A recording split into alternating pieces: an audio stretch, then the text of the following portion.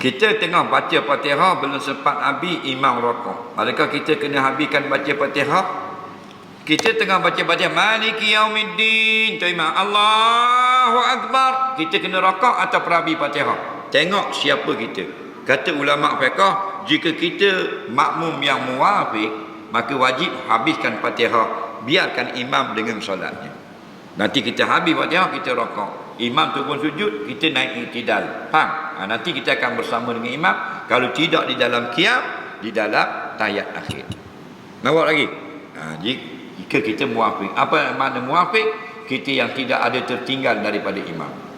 Tapi kalau kita makmum masbuk, mansubikal minal imam, orang yang ketinggalan dari imam, dia sudah terlambat, maka dia bila imam rokok, hendaklah ditinggal Fatihah, terus rokok. Contoh, imam sudah pun baca surah dalam solat subuh atau solat lain, solat maghrib, imam tengah baca surah Qul huwallahu ahad, dia baru sapa Allahu Akbar, masih dia Allahu Akbar, tu imam Allahu Samad.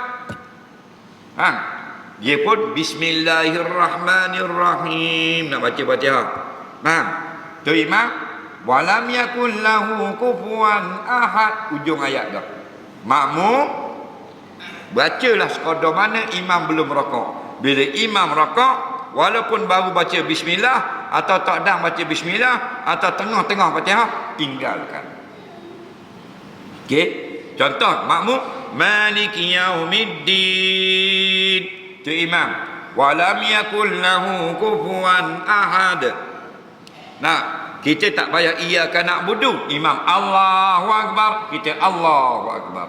Man adrakal imam fi raka'i faqad adrakar rakaah.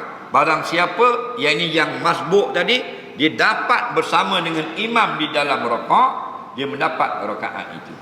Okey, tak payah tunggu habis kerana dia orang lambat.